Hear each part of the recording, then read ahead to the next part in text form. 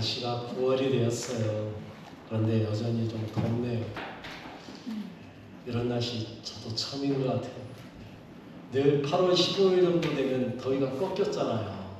그런데 지금 8월 15일 지난 지 벌써 보름이 지나고 내일 모레면 한 달 될 것 같은데 다음 주 한 달이 되는데 여전히 날씨가 참 덥습니다. 그러나 여러분 분명한 사실은요, 하나님이 우리에게 환경의 지배 당하라고 하지 않았어요. 오히려 우리 보고 환경을 다스리라고 하셨어요. 여러분 덥다고 처지고 힘들다 하지 말고요, 얼마든지 이겨낼 수 있는 능력이 있음을 믿고 승리하시는 여러분 되시기 바랍니다. 우리 하나님은 우리를 부르셨잖아요. 그래서 우리가 하나님의 백성이잖아요. 더구나 하나님이 우리를 부르실 때 단순한 백성 삼으신 게 아니단 말이에요. 출애굽기 19장 5절로 6절에 보니까 이렇게 말해요. 세계가 다 내게 속하였나니 너희가 내 말을 잘 듣고 내 언약을 지키면 너희는 모든 민족 중에 내 소유가 되겠고 너희가 내게 대하여 제사장 나라가 되며 거룩한 백성이 되리라. 너는 이 말을 이스라엘 자손에게 전할지니라. 여러분 세 가지를 이야기했어요. 내 소유 될 거야. 여러분 여기서 말한 소유라는 건 단순한 소유라고 말한 거 아니라고 제가 전에도 말씀드렸죠. 여기서 말한 소유는요, 보물이라는 뜻이에요. 너희는 내 보물이야, 그 말이에요. 제사장 나라가 될 거야. 거룩한 백성이라고 부를 거야 라고 말해요. 여러분 하나님이 우리를요 단순한 하나님의 자녀 정도가 아니고 하나님의 백성 정도가 아니고 하나님의 보물로 제사장 나라로 거룩한 백성이라고 불러주셨음을 믿으시기 바랍니다. 이와 똑같은 말을 베드로 사도는 베드로전서 2장 9절에서 말하고 있어요. 이렇게 말을 했더라고요. 같이 읽어볼까요? 그러나 너희는 택하신 족속이요 왕 같은 제사장들이요 거룩한 나라요 그의 소유가 된 백성이니 이는 너희를 어둠 데서 불러내어 그의 귀한 빛에 들어가게 하신 이의 아름다운 떡을 선포하게 하려 하시니라. 아멘. 베드로 사도는요, 너희는 택하신 족속이야 라고까지 말을 하면서 그 다음에 뭐라 그래요? 왕 같은 제사장이라고 말해요. 제사장 나라, 그러니까 뭔 말인지 잘 못 알아먹으니까 베드로 사도가 동일한 단어인데 의미를 약간만 바꿔요. 왕 같은 제사장. 여러분들은 단순한 사람이 아니에요. 여러분의 신분은요, 왕 같은 제사장이십니다. 그냥 제사장도 아니고 왕 같은 제사장. 그런데 여러분 출애굽기에서는 왜 우리를 불러내었는지에 대한 얘기를 안 했는데 베드로 사도는 왜 우리를 불러내었다고 말하는지 그 이유를 분명하게 말하고 있죠. 뭐라고 말해요? 귀한 빛에 들어가게 하신 이의 아름다운 덕을 뭐 하려고요? 선포하게 하려고요. 무슨 말입니까? 여러분 귀한 빛에 들어가게 하신 이가 누구예요? 예수 그리스도. 우리를 빛 가운데로 인도하신 분은 예수 그리스도. 그분을 선포하라고요. 어떤 걸요? 그분의 아름다운 덕을, 그분이 행하신 모든 행적, 우리를 구원하기 위해서 십자가에 죽어주신 것, 그거를 선포하라고요. 선포한다는 건 뭐예요? 외치라는 겁니다. 여러분 담대하게 외치시기 바랍니다. 가서 증거하셔야 돼요. 그들이 듣든지 안 듣든지 믿든지 말든지 우리는 뭐 하는 거예요? 우리 할 일을 하는 거예요. 그게 뭐라고요? 선포하는 거라고요. 선포하시길 바라겠습니다. 그게 여러분에게 주어진 사명이에요.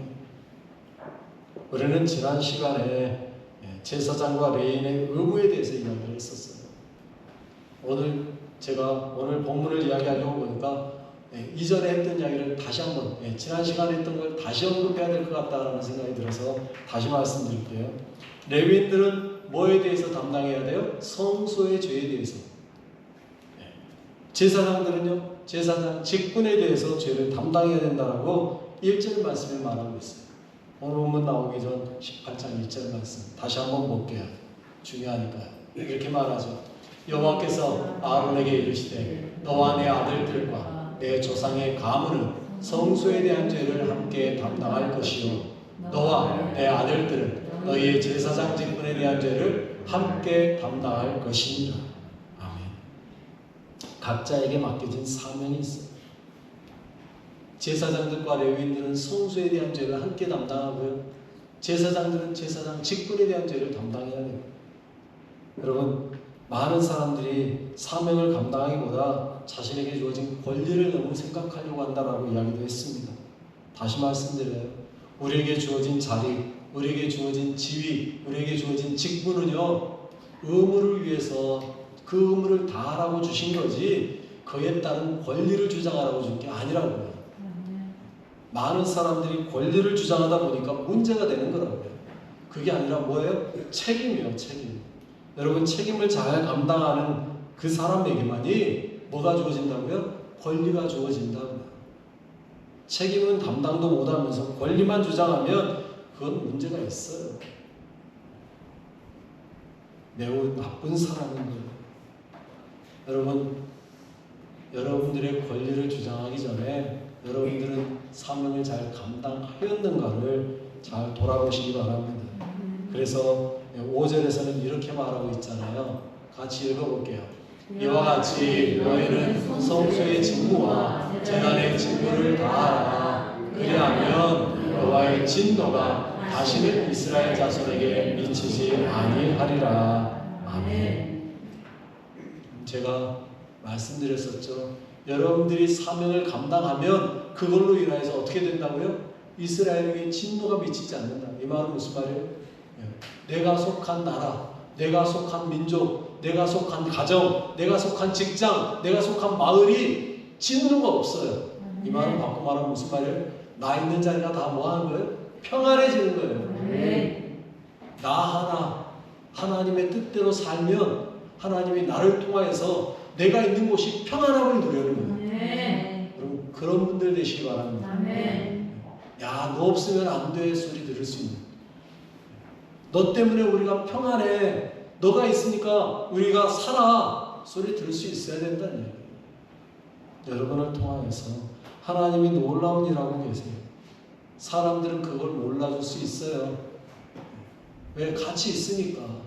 그 사람이 나와 함께하고 있으니까 그 사람이 중요하다는 걸 못 느낄 수 있어요. 그런데 여러분, 사람들이 느끼든 못 느끼든, 알아주든 못 알아주든 우리는 뭐 하는 거예요? 우리의 사명 감당하며 사는 거예요. 우리에게 주어진 책임 감당하며 사는 거예요. 그런데 하나님은요, 책임만 말씀하지 않았다는 이야기예요. 오늘 본문으로 넘어갈게요. 오늘 본문에서는요, 책임 주어지고 난 다음에 어떻게 하세요?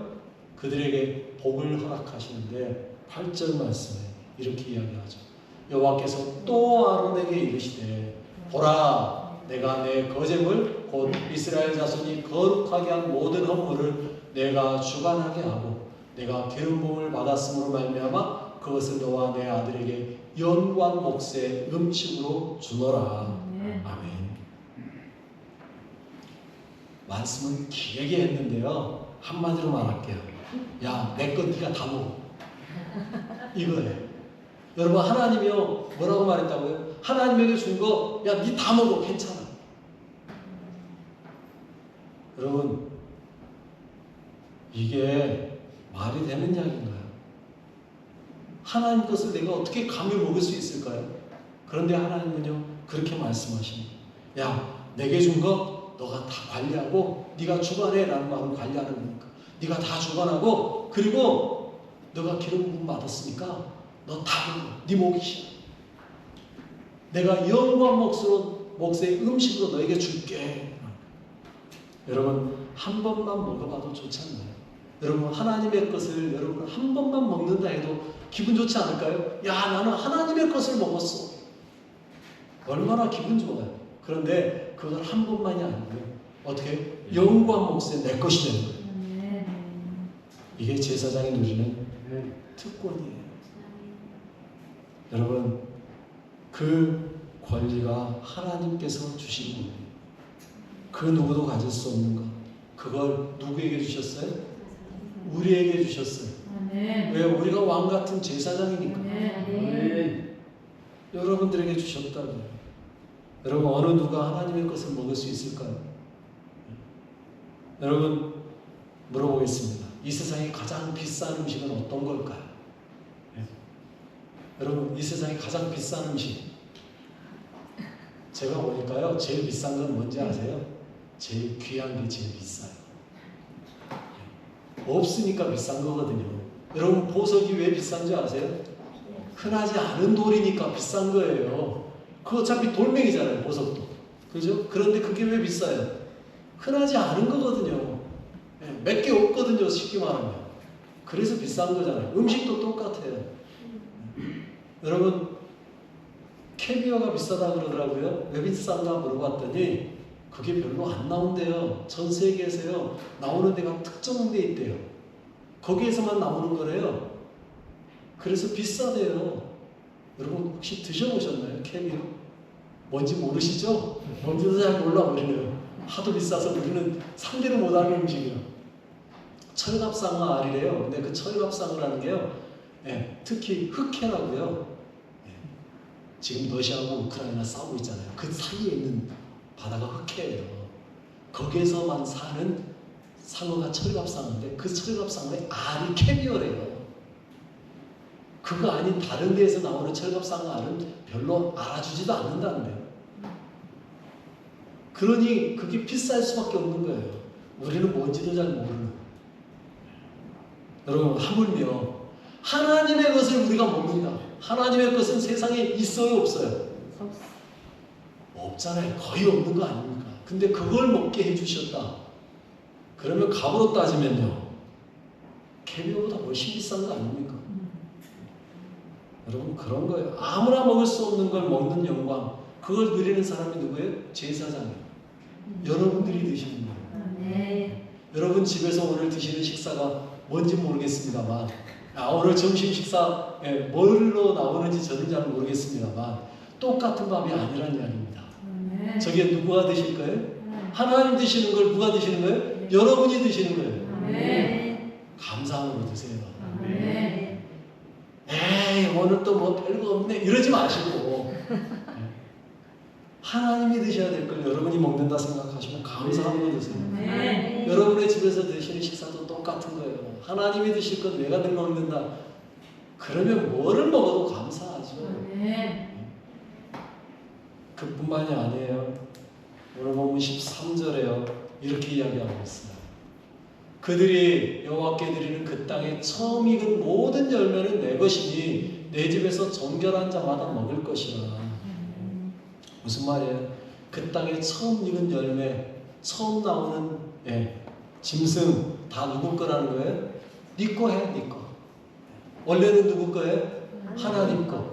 그런데 그거 원래는 하나님 거. 하나님 건데 먹기는 누가 먹어요? 네가 먹어, 네가. 여러분, 하나님께서 우리에게 처음 거는 다 먹을 수 있게 했어요. 무슨 말이냐면요, 여러분, 제사장이 먼저 시식하는 거예요. 남들은 먹어보기도 전에 제사장이 먼저 가져와서 제사장에게 드셔보시죠 하고 주는 거예요. 그거 누가 먹는 거냐면 제사장이 먹는 거예요. 여러분, 무슨 말이냐면 다른 사람들이 먹기 전에 맛보는 영광을 누리는 거예요. 여러분, 그거 영광 아닙니까? 여러분, 그 옛날 조선시대에 왕궁엔 그런 사람이 있었다 그러죠. 김이상궁이라고. 그거는 왜 그렇게 했어요? 왕이 혹시 복을 먹을까봐 먹는 거잖아요. 그런데 우리는요, 김이상궁이라고 그렇게 먹는 게 아니라고요. 진짜로 좋은 거를 가져와서 하나님께 드리는 거를 우리가 그냥 갖다가 먹는 거예요. 뭐든지 새로 나왔다면 가장 먼저 그걸 먹어보는 영광이 제사장에게 있는 거예요. 그 누구도 나 새로운 거 먹어봤어 라고 제사장 앞에서는 자랑 못하는 거예요. 왜요? 제사장에게 드리지 않고 먹은 건 그 사람이 죄거든요.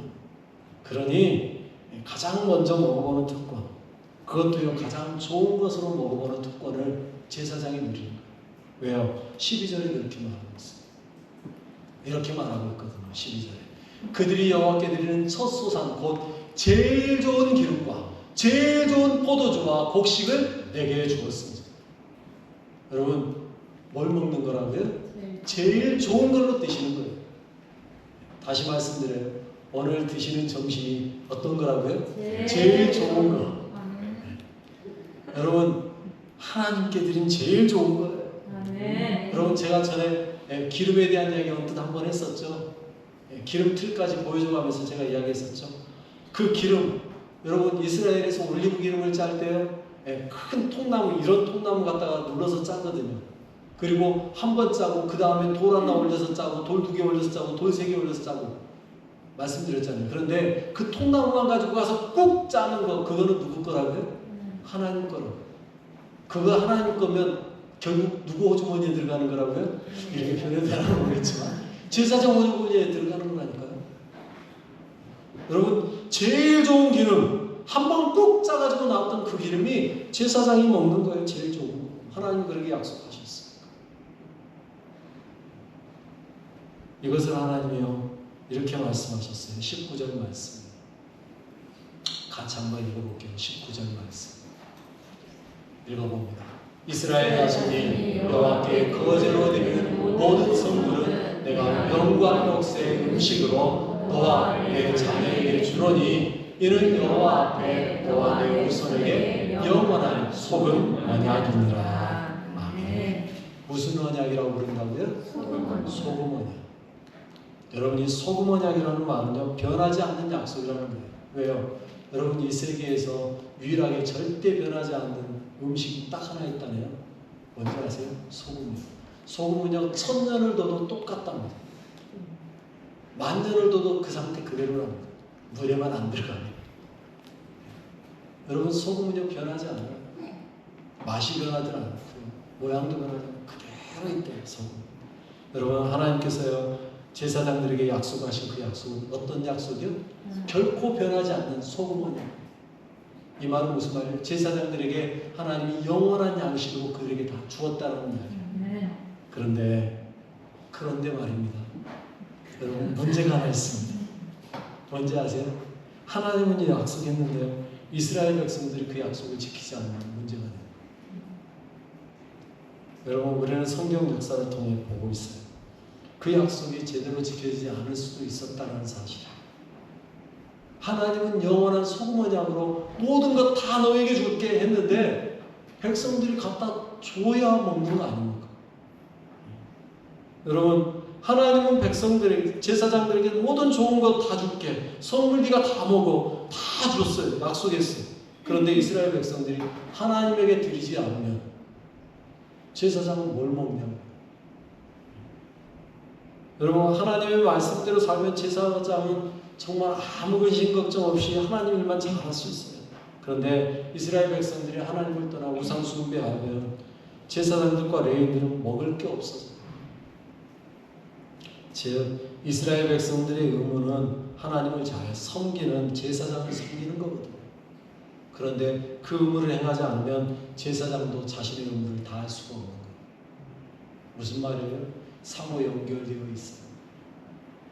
여러분 우리는 이스라엘 백성인과 동시에 제사장이잖아요.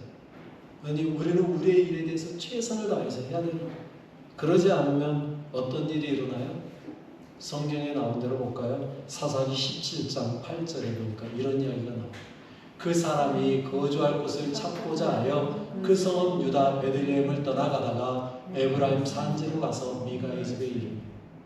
그 사람이 누구냐면 레위인이요 거주할 곳을 찾으러 갔어요. 무슨 말이에요? 먹을 게 없어지니까 자기가 먹을 게 없으니까 나 좀 살아봐야지 하고 길을 떠난 거예요. 유다 베들레헴을 떠나서 어디로 에브라임 산지까지 갔어요.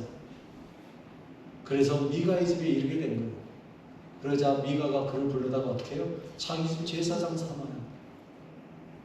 여러분 왜 그가 개인 제사장이 되어버릴 수밖에 없었어요? 이스라엘 백성들이 자신의 의무를 다하지 못해서 하나님께 예배드리지 않고 하나님의 뜻을 따라 살지 않으니까 레위인이 거주할 곳을 찾아 떠나는 거예요. 하나님의 약속이 시행되지 않으면 이렇게 되는 거예요. 중요한 건요 사명자의 사명 따라 사는 것도 중요한데 그 사명을 감당하도록 백성들이 행하는 것도 중요해요. 서로가 서로를 위해주고 아껴주고 서로 하나 되어질 때 비로소 온전해지는 거예요. 우리들 흔히 하는 말로 손발이 맞아야 손발이 맞아야 뭐를 하는 거 아니에요. 여러분 성도는 성도의 사명, 목사는 목사의 사명, 장로는 장로의 사명을 각자의 직분에 맞는 사명을 잘 감당해 나갈 때 때 비로소 교회가 교회다워지는 거죠. 함께 가는 거예요.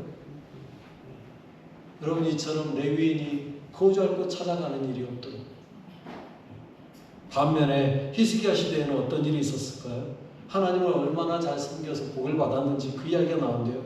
6월절을 지키고 나서 복을 받고 그들이 하나님께 11조 드리거든요. 역대하 31장 5절에 이렇게 말을 해요. 왕의 명령이 내리자. 같이 읽을까요? 곧 이스라엘 자손이 곡식과 포도주와 기름과 꿀과 밭의 모든 소산의 첫 열매들을 풍성히 드렸고 또 모든 것의 11조를 많이 가져왔으며. 왕이 명령하자 그 사람들이 다 가져오기 시작합니다. 그래서 가져오는데 얼마나 많이 가져왔는지 그 다음 절 6절 말씀에 이렇게 이야기해요. 유다 여러 성읍에 사는 이스라엘과 유다 자손들도 소와 양의 11조를 가져왔고 또 그들의 하나님 여호와께 구별하여 드릴 성물의 11조를 가져왔으며 그것을 쌓아 여러 더미를 이루었는데. 얼마나 많이 가져왔으면 그것들 막 쌓아놓기 시작을 했어요. 그래서 더미를 쌓는데 한 더미가 아니라 여러 더미를 쌓았어요. 여기도 쌓고 저기도 쌓고 얼마나 쌓았어요. 얼마나 많이 쌓는지 7절 말씀에 이렇게까지 이야기하죠. 셋째 달에 그 더미를 쌓기 시작하여 일곱째 달에 마칩니다. 여러분 잘 보세요. 저게 뭘 갖다 놓은 거라고요? 그들이 가져온 물건을 다 가져온 게 아니고요. 첫 소산물과 11조만 가져온 거예요. 그런데 여러분 셋째 달에 쌓아서 일곱째 달 5달 동안 그것만 쌓았어요. 그러면 그들이 얻은 소산은 얼마나 많겠어요? 10분의 9를 가져놓고 그거를 다 쌓았으면 얼마나 될까요? 1년 내내 쌓아도 못 쌓죠. 하나님이 은혜를 보시는데 이렇게 보신다고. 서로의 손발이 맞으니까. 하나님께서 은혜를 베푸시는데 쌓아도 계속 쌓기만 합니다. 기왕이면 여러분들도 이런 복 받으시기 바라겠습니다. 이 땅에서도 누구 말이 그러더라고요. 예수 믿는데 기왕이면 잘 살아야지. 그러면 저도 좋겠어요. 그렇게 되시길 바라겠습니다. 그런데 여러분 여기서 하나 묻겠습니다. 사사시대 제사장은 불행하고 히스기야 시대 제사장은 그럼 행복했을까요? 여러분 잘 생각해 보세요. 사사시대의 제사장은 먹을 게 없이 떠돌아야 돼서 불행했고 히스기야 시대의 제사장은 먹을 게 풍성하게 그냥 쌓아놓을 게 너무 많아서 행복했을까요? 저는 그렇게 생각하잖아요. 물질의 많고 적음 때문에 행복하고 불행한 게 아닙니다. 여러분 우리의 삶에서 진짜 중요한 건 물질이 아니라고요. 히스기야 시대의 제사장이 행복했다라면 그들이 하나님을 잘 섬기는 그 모습 보면 행복했을 거예요. 사사시대의 제사장이 불행하다고 말을 한다면 하나님의 백성들이 하나님을 떠나 사는 그 모습을 보면서 불행하다고 느꼈을 거예요. 중요한 건 물질이 많고 적음이 아니라는 이야기입니다. 물질은 많을 수도 있고 적을 수도 있고 살다 보면 힘들 수도 있고 편하게 살 수도 있고 그런 게 중요한 게 아니에요. 진짜 중요한 건요 물질이 아니라 우리가 얼마나 하나님 앞에 바르게 섬기느냐, 하나님을 얼마나 잘 섬기느냐. 이거 물질로 모든 것을 판가름하려는 이 안타까운 풍조가 참 마음이 아파요. 지금 시대는요 물질이 모든 것의 결정이에요. 대통령이 늘 하는 소리가 뭐라 그래요? 경제가 그렇게 중요한가요? 물론 먹고 사는 문제 중요하죠. 그러나 저는 그렇게 생각해요. 이제는 대한민국은 경제 걱정 안 하고 살아도 된다고 생각해요.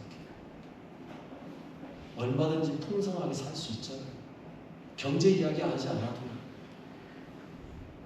여러분 기도하시는데 먹고 사는 것 가지고 기도 안 하셔도 이제 되잖아요.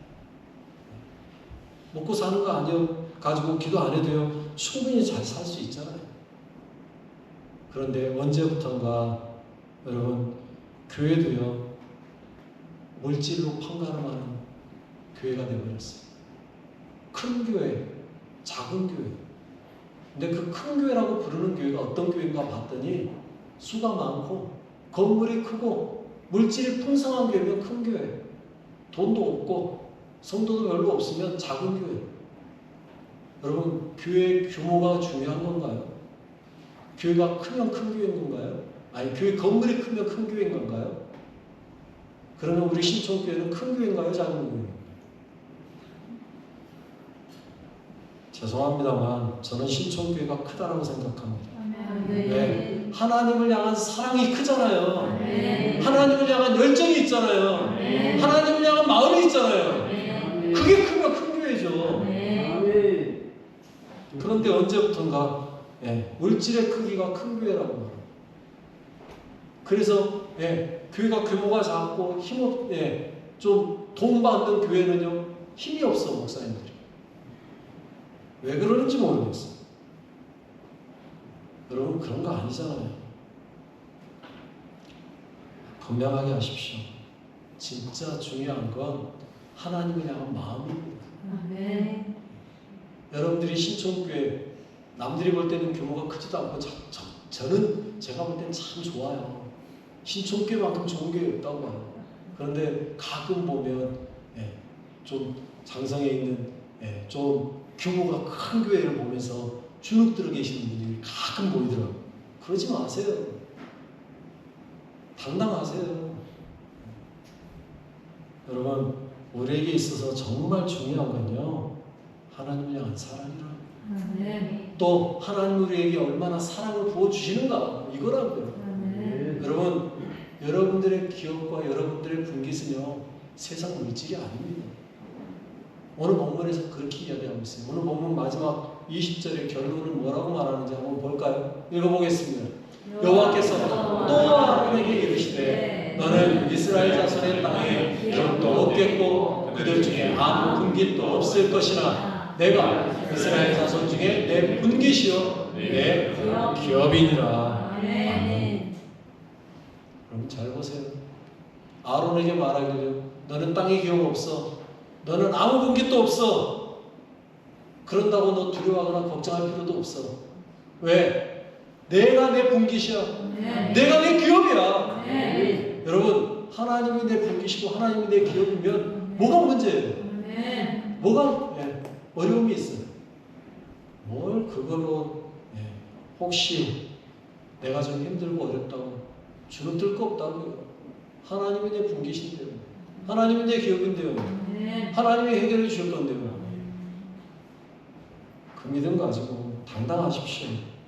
우리는요 하나님 안에 살고 있는 거예요. 여러분에게 예수님을 향한 사랑이 있지 않습니까? 하나님을 향한 마음이 있지 않습니까? 무엇보다도 여러분 안에 하나님이 계시지 않습니까? 나를 위해 죽어주신 그 예수님의 사랑, 그 사랑 가지고 나도 자기를 부인하고 자기 십자가 지고 주님 따르는 사랑이 있으면 그건 되죠. 그 이상의 것은 뭘 더 말해요? 우리의 몫이 무엇인가? 앞에서 말한 대로 제사장의 몫이 뭐 하나님 거 다 내 거야. 또 좋은 거 다 줄게. 안들 없어도 우리가 혹시 사사시대에 살고 있는 제사장이라 할지라도 그래서 거주지를 찾아다녀야 될 만큼 궁핍함이 있다 할지라도 하나님이 나의 분깃이라는 그 마음 잊지 마시고 당당하게 하나님 안에서 살아가십시오. 예수님께서 여러분들을 위해서 대신 죽으시고 십자가에 피 흘려주셨다는 사실, 그 피가 여러분의 분깃이에요. 그건 잊지 마시고요. 굳게 붙잡고 살아가시는 거룩한 성도 되시길 바라겠습니다. 오직 하나님만을 나의 분깃으로 삼고 가시는 귀한 성도님들 진심으로 사랑하고 축복합니다. 우리 같이 기도하겠습니다. 하나님께서 나의 분깃 되어주시면 감사하시기 바랍니다. 예수님께서 나를 위해 죽어주신 그 보혈에 감사하시기 바랍니다. 오직 주님의 은혜와 사랑만 가지고 살아가겠습니다. 이 세상에 물질이 연연하고 이 세상의 것에 매이는 자가 되지 않게 하시고 세상 기준 아니라 하나님의 기준으로 살기 원합니다. 우리 다 같이 기도하겠습니다. 하나님 아버지 감사합니다. 저희를 사랑하시고 인도하시고 감사합니다. 하나님께서 우리에게 허락하신 그 은혜가 얼마나 크고 놀랍고 얼마나 감사한지 내 마음에 주여 소망 되어주시라고 우리가 찬양합니다. 주님, 세상의 것이 아니라 하나님만이 나의 소망 되시고 하나님만이 나의 분깃 되시고 하나님만이 나의 기업 되어주시면 감사합니다. 주님, 비록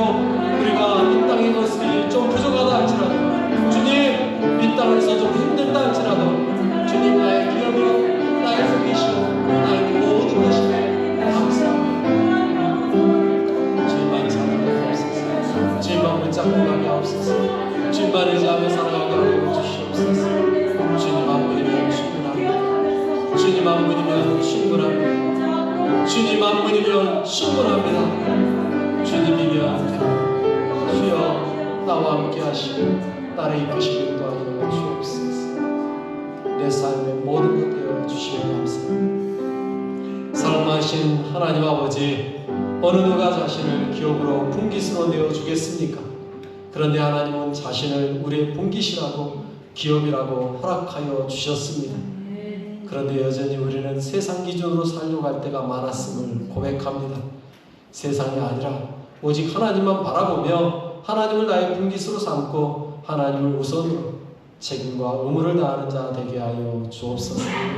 나의 분깃이며 나의 기업 되신 예수와 이름으로 기도드립니다. 아멘. 찬송가 320